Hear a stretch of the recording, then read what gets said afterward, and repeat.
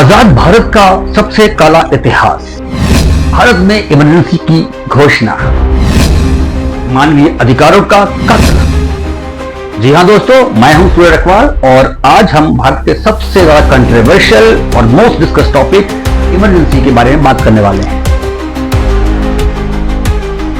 इसकी घोषणा करने वाली थी उस जमाने की प्रधानमंत्री Shrimati Indira Gandhi. So guys, question ये है कि इमरजेंसी क्या होती है, what is an emergency. So as per Indian constitution we have 3 kinds of emergency. 3 प्रकार की इमरजेंसी हमारा भारत का संविधान जो है वो उसमें है। पहला आर्टिकल 352 जिसे कहते हैं नेशनल इमरजेंसी, और ये इमरजेंसी तब लगती है जब आपके देश पे इंटरनल और एक्सटर्नल थ्रेट हो, यानी कि कोई फॉरेन ताकत आपके ऊपर हमला करती है या फिर आपके इनसाइड कंट्री में ही कोई ना कोई आर्म्ड रेबेलियन शुरू हो जाए। दूसरी होती है आपकी, उसे कहते हैं स्टेट इमरजेंसी, आर्टिकल 356। और एज पर ये कब लगता है, जब आपको लगता है कि आपके कंट्री के अंदर किसी स्टेट में किसी प्रकार से अगर कोई वहाँ की जो गवर्नमेंट है वो फेल होती है, जिससे आप वहाँ पर प्रेसिडेंट रूल को इम्पोज कर सकते हैं। और थर्ड होती है, उसे कहते हैं फाइनेंशियल इमरजेंसी, और ये इमरजेंसी तब लगती है जब कंट्री के अंदर कोई फाइनेंशियल क्राइसिस आती है या किसी स्टेट के अंदर भी बहुत बड़ी फाइनेंशियल क्राइसिस आती है। 25 जून 1975 को इंदिरा गांधी ने साइट किया कि देयर इज एन इंटरनल और एक्सटर्नल थ्रेट टू इंडिया। सो उन्होंने स्टेट ऑफ इमरजेंसी को डिक्लेयर किया, जिसको इशू किया प्रेसिडेंट फखरुद्दीन अली अहमद ने एज पर द आर्टिकल 356, जिसने कि इंदिरा गांधी को इमेंस पावर दे दी।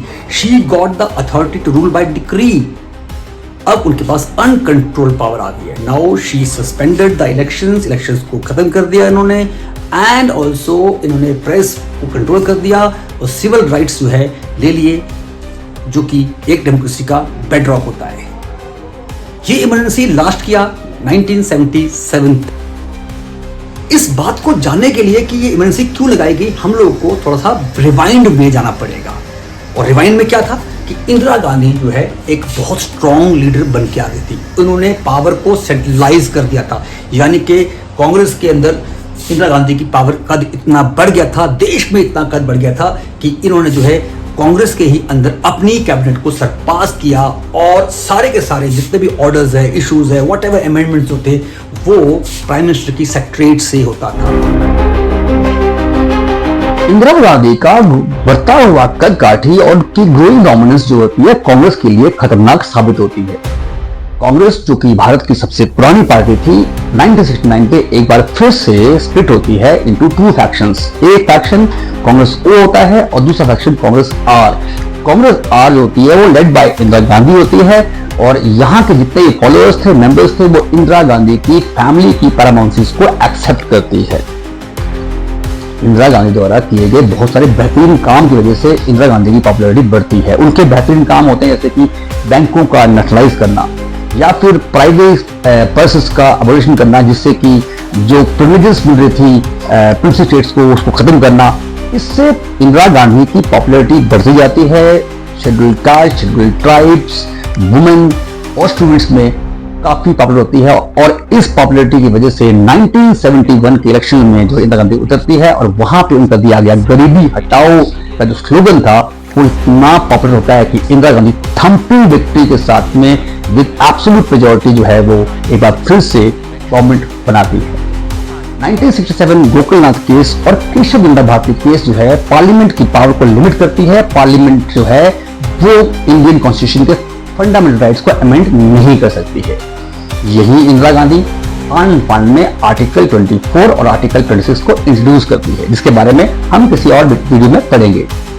इंदिरा गांधी जस्टिस एएन राय को चीफ जस्टिस जो है अपॉइंट करती हैं, जो कि अपने 3 सीनियर जजेस को सरपास करते हैं, जिसकी वजह से there is a sharp controversy in India.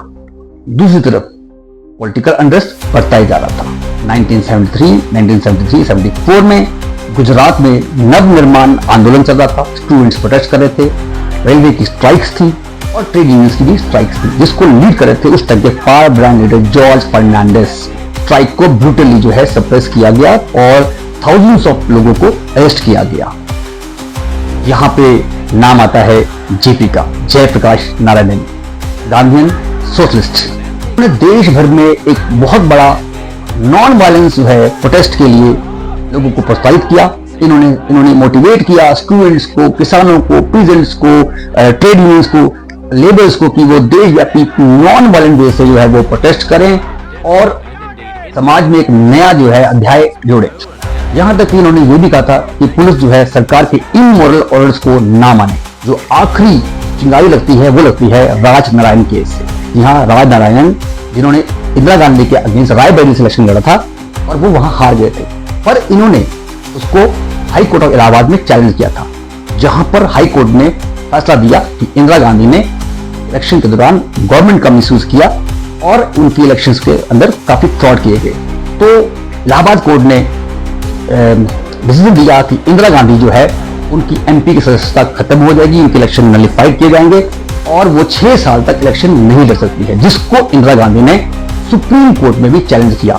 अब सुप्रीम कोर्ट में जब तक केस चैलेंज में था तो सुप्रीम कोर्ट ने इंदिरा गांधी को एज एन एमपी वोट करने से इनकार कर दिया, मना कर दिया और उनको कहा गया कि जब तक उनकी अपील चल रही है वो एज ए प्राइम मिनिस्टर काम कर सकती हैं, पर वो एज एन एमपी वोट नहीं कर सकती हैं। प्लॉट सारा सेट था, इंदिरा गांधी को ये सब बातें पहले से पता थी। इसी वजह से आन पान में देश की सुरक्षा, आंतरिक सुरक्षा, इकोनॉमी, पेट्रोल के बढ़ते प्राइसेस, बहुत सारा स्ट्राइक्स, इन सब का हवाला देते हुए इंदिरा गांधी ने उसी टाइम पर प्रेसिडेंट फखरुद्दीन अली अहमद से जो है इमरजेंसी को इंपोज करवा दिया। Indira Gandhi imposed emergency. फिर क्या था, रातों रात बहुत सारे पॉलिटिकल लीडर्स को अरेस्ट किया गया, जिसपे मोस्ट फेमस मोरारजी देसाई, जेपी, जॉर्ज फर्नांडिस, अटल बिहारी वाजपेयी, लाल कृष्ण आडवाणी और बहुत सारे वो लोग भी जो कांग्रेस के अंदर भी कांग्रेस के साथ एग्री नहीं करते थे, उनको सबको अरेस्ट किया गया। लाखों लोगों को जेल में डाला गया। तो सबसे पहले इंदिरा गांधी ने क्रैकडाउन किया, फंडामेंटल राइट्स को, सिविल लिबर्टीज को छीन लिया गया, प्रेस के फ्रीडम को बंद कर दिया और उसके अलावा बहुत सारे पॉलिटिकल लीडर्स को अरेस्ट करके जेल में डाल दिया। तो अल्टीमेटली यहाँ पर अब इंदिरा गांधी होली सोली जो है बिल्कुल पावरफुल है। इवन इंदिरा गांधी ने कैबिनेट को भी सरपास कर दिया। अब उनको कोई रिक्वायरमेंट नहीं थी कि वो कोई भी ऑर्डिनेंस पास करे, उसके लिए उनको कैबिनेट की मंजूरी चाहिए। स्ट्रिक्ट इकोनॉमिक पॉलिसीज को इंपोज किया गया, जहां पर ट्रेड यूनियन को बैन कर दिया गया, उसके अलावा वेजेस को सील कर दिया गया, बोनस को रोक दिया गया और प्राइवेटाइजेशन की तरफ जो है एक बड़ा कदम जो है बढ़ाया गया। इनफैक्ट कैपिटलिस्ट को मोर पावर दे दी गई, जिसपे कि वाइड स्प्रेड प्रोटेस्ट भी हुआ, लेकिन उस पर वाइड स्प्रेड जो है वो अरेस्ट भी किए गए। संजय गांधी के 5 पॉइंट प्रोग्राम में फैमिली प्लानिंग और लिटरेसी जो है फोकस एरिया में था। सो यहाँ पर संजय गांधी ने इंट्रोड्यूस किया फोर्सफुल स्टरलाइजेशन, जिसको कि नसबंदी के नाम से हम जानते हैं। जी हाँ, जबरदस्ती नसबंदी की गई। भारत के मेल्स को पकड़ कर उनको रेड किया गया, उनको जबरदस्ती अस्पताल में लाया गया और वहां पे इनकी नसबंदी की गई, जिससे कि काफी लोगों को इंफेक्शन हुई और कई लोगों की मरने की भी जो है न्यूज जो है वो हमें मिली।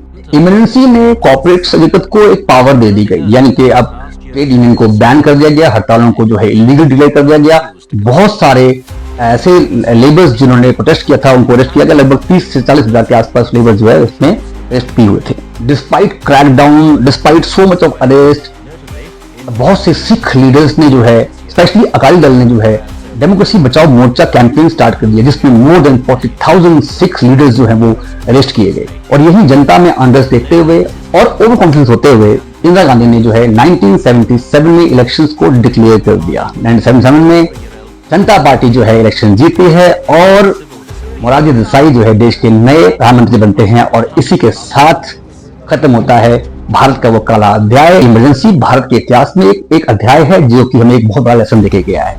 जी हाँ, अगर आपको भी लगता है कि इस वीडियो में मैं कुछ चीज भूल चुका हूं या कुछ और ऐड कर सकता था, तो मैं आपके कमेंट का इंतजार करूंगा।